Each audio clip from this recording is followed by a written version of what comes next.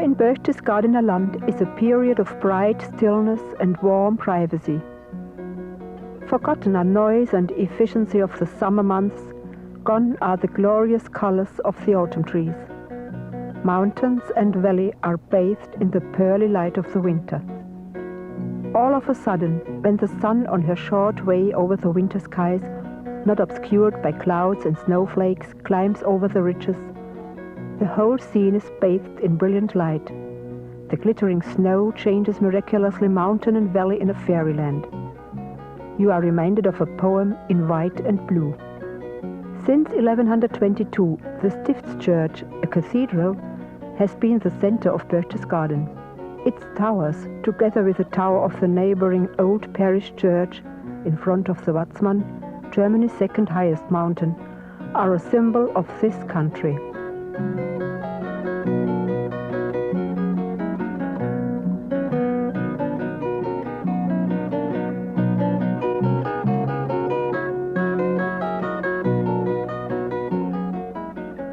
Moving in sun and snow is a most joyful activity for those who want to promenade on carefully cleared roads and paths. Those who enjoy cross-country sports in the fresh air of the mountain winter find well-prepared cross-country runs, such as here in the Aschau.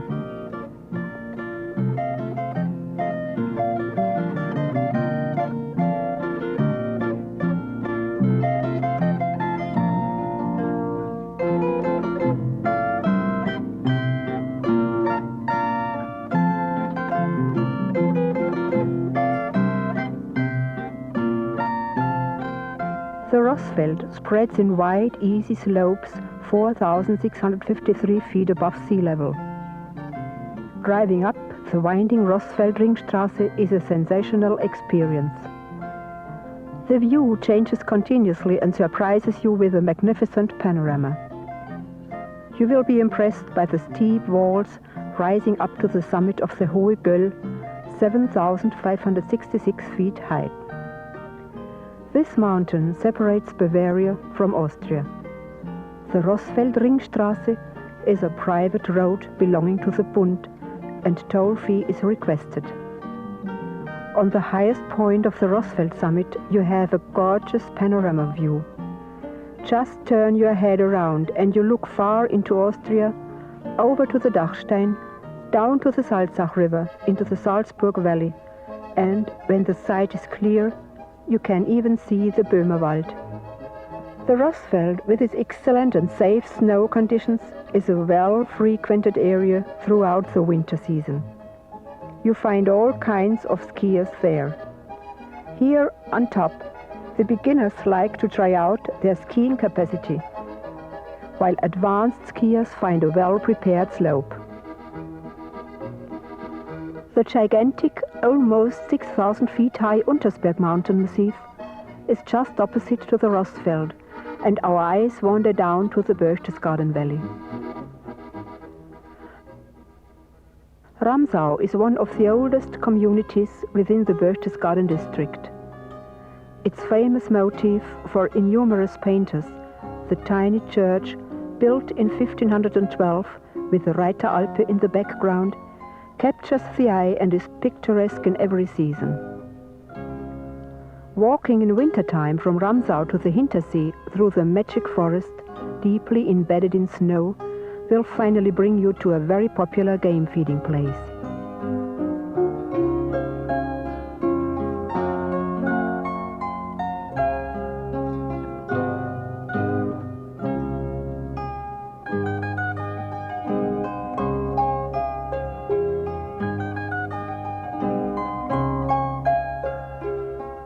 More than 100 deer animals are striving through the forests when in the late afternoon the forest personnel is bringing additional food to the game feeding cribs.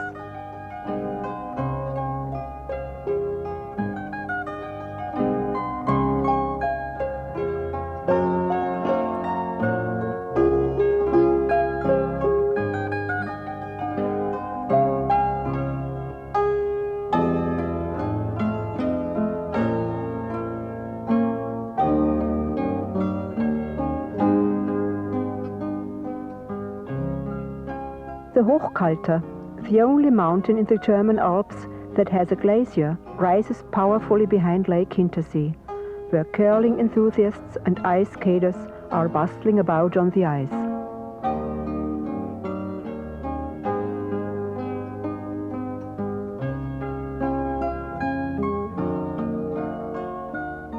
In front of the Hohe Göll and the Hagengebirge rises the Jena mountain, easily to be reached by cable car from the village Königssee. The Jena is a playground for advanced skiers. This area is well known throughout the ski world by television, since many international ski races and world championships have been carried out here. The Jena is also a starting point for many ski tours.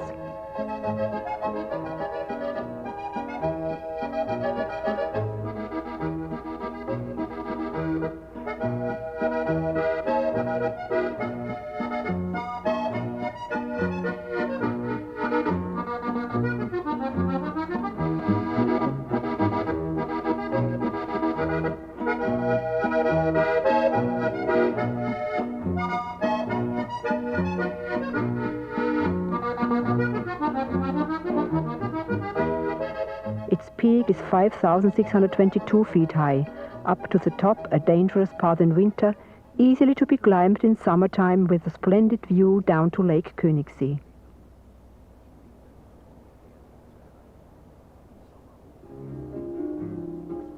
Down below, you see Berchtesgaden. In the background again, the Untersberg with its many caves. A legend tells that Emperor Charles lives in the largest and most brilliant ice cave there and is guarded and served by the Untersbergmandeln, some dwarfs living there. At the foot of this fairy tale mountain lies the remote valley Maria Gern. In the midst of this beautiful scenery you see the pilgrims' church Maria Gern with the gracious painting of Holy Mary. The church was built 300 years ago. No famous architect has designed this sanctuary. Only simple native craftsmen have created this church.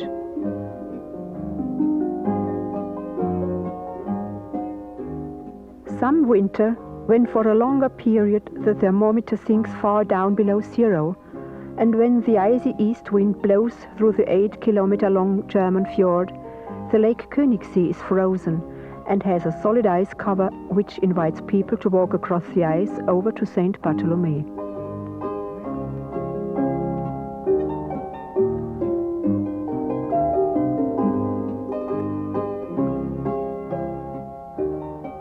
The Berchtesgaden country has 3 ski paradises.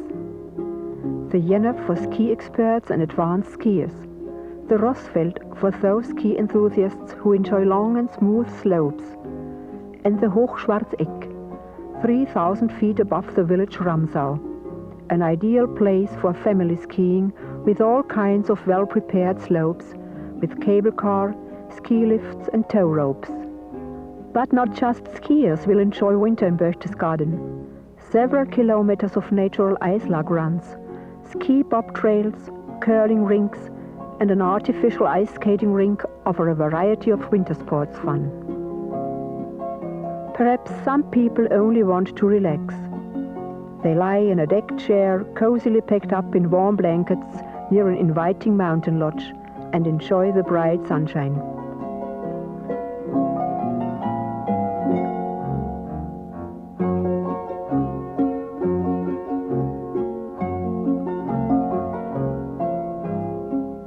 Through the efforts of men and the technical development, this paradise at our feet, varying in its beauty during the seasons, but unchanged in its eternal splendor, the Berchtesgadener land and its surrounding mountains has been made accessible to everyone.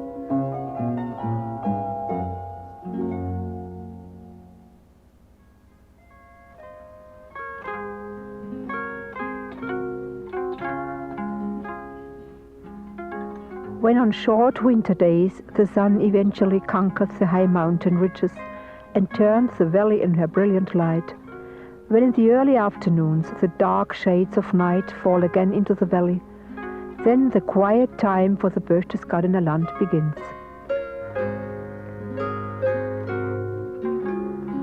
This is the time of many folk traditions, where the native people nurse their old customs, reminders of early Christianity, of antique and Germanic customs, reformed by the native people within the passing centuries.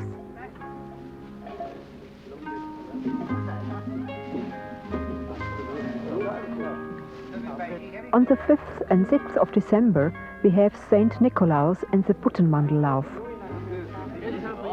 The Puttenmandel, their name originates probably from the word putteln, which means rattling, referring to the noisy rattling of big cowbells that are adjusted with chains around the hips of the Puttenmandel, who has the task to clear the room after Saint Nikolaus has left the scene.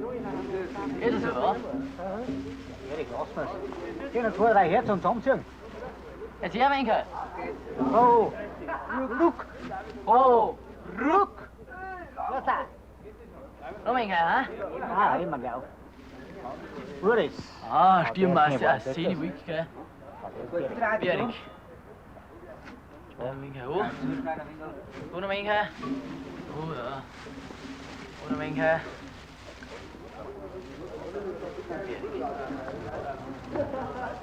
Guck nur, ohne Hand. Und wir können losnehmen.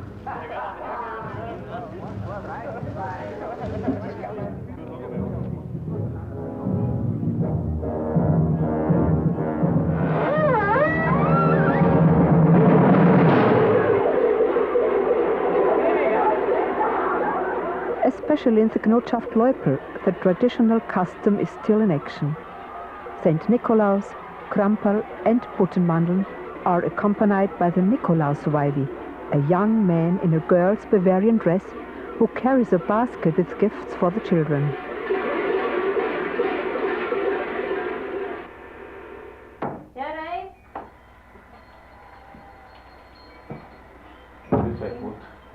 Nikolaus? Ja, grüß dich gut. Seppi. Und du bist der Weihnachtszeit, gell? Ja. So, liebe Kinder, jetzt ist wieder ein Jahr um und ich hab den Auftrag wieder vom Christkindl, dass ich zu eng hergehe und ein bisschen eine Nachschau halt, was das ganze Jahr übertreibt. Even if now and then the list of sins that are registered in St. Nicolaus' book is almost too long to be forgiven, all the children get their gifts and are happy thereafter.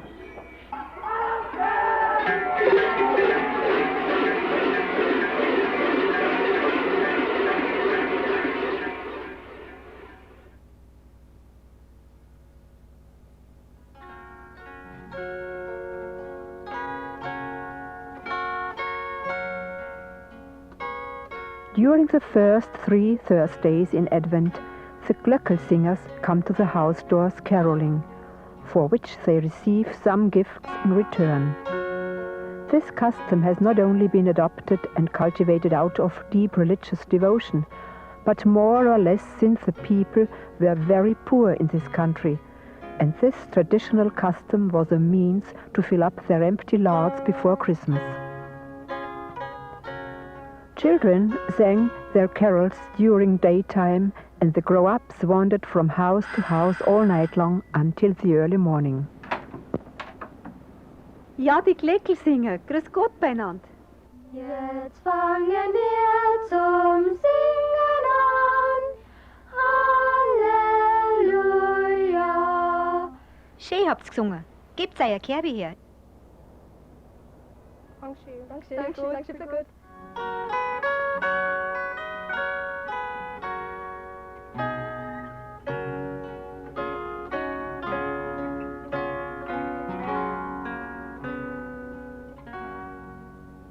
8 days before Christmas, every afternoon at 3 o'clock, the solemn sounds of the Stift's church bells ring through the valley, announcing the approaching Christmas Eve.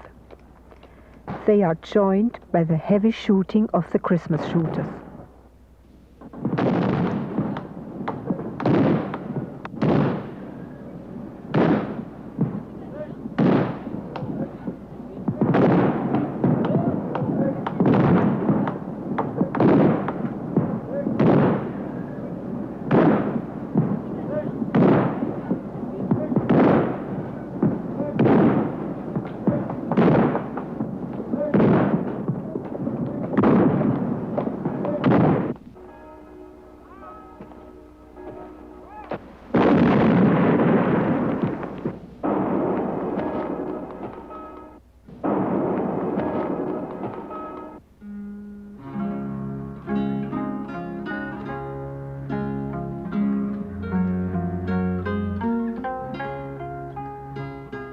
It is an ancient tradition that before the family celebrates the Holy Night, people go to the graveyard at the beginning dusk to visit the graves of their deceased.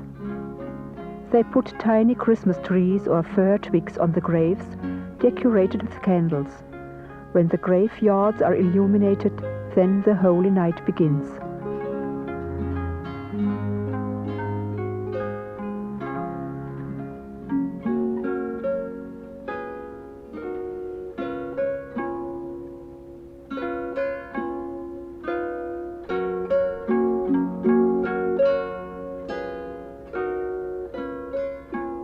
The noisy custom of Christmas shooting may perhaps be in contradiction to the quietude of the Holy Night.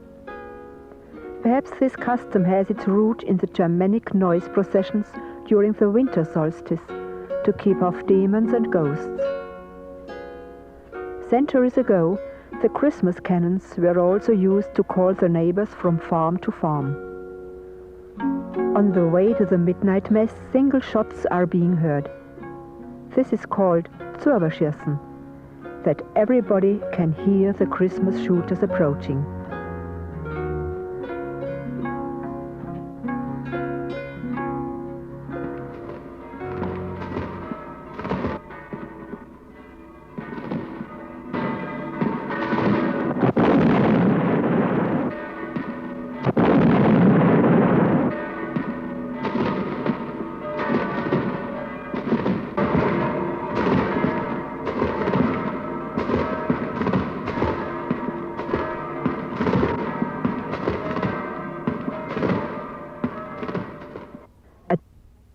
All is quiet. Bells and cannons cease their noise.